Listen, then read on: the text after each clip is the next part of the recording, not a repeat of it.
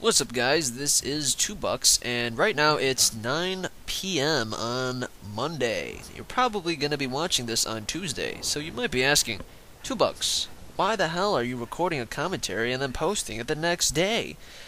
Well, you're probably not asking that, but the answer to that question is something semi-exciting just happened a couple hours ago, and I wanted to share it while it's still fresh in my mind.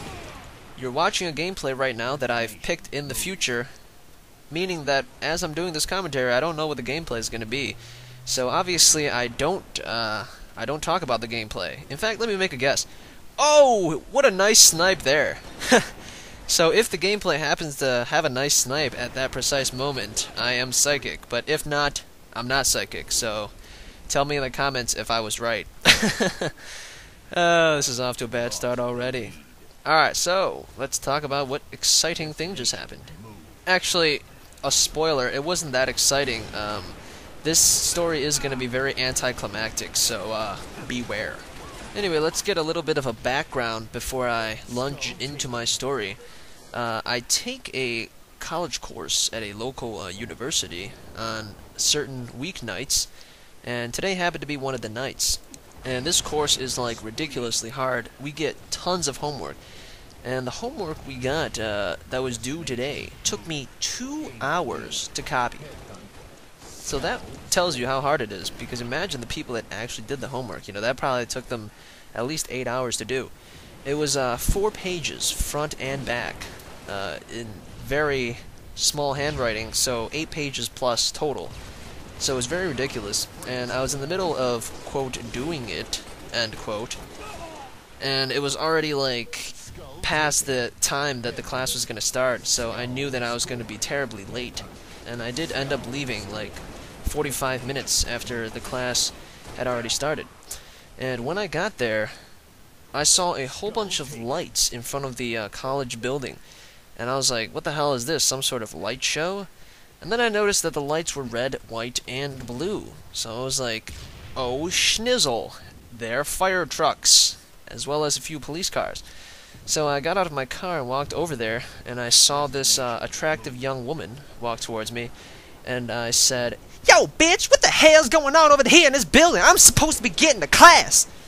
And she was like, "Calm down, sir. Someone said that they saw smoke coming out from the windows." So I was like, "Oh, thank you, ma'am." My first thoughts were, oh, what if there's like some sort of hostage situation here? Some of my classmates can be in danger. Second thought was, oh, there could be a fire in there. Some of my classmates were in danger. But let's be honest here. My first thought was, yes, test is going to be canceled next Wednesday. But yeah, so I walked over there, and indeed, the fire trucks were surrounding the building that I was going to take my class in. And right now, it was about like 7 p.m. at night, so it was getting kind of dark. And I walked up to one of the people that were managing the traffic, one of the firemen. Firemen are really big. I don't know if you guys have noticed. Like, they're like wide, but also quite tall too.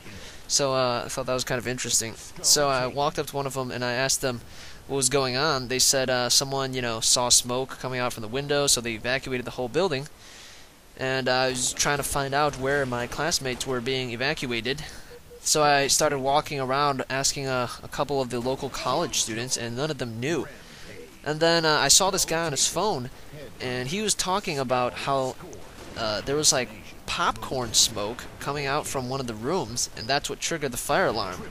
So I was like, oh man, because I was hoping for like a real fire so that the test that was going to be later this week would be canceled, and I wouldn't have to turn in my homework.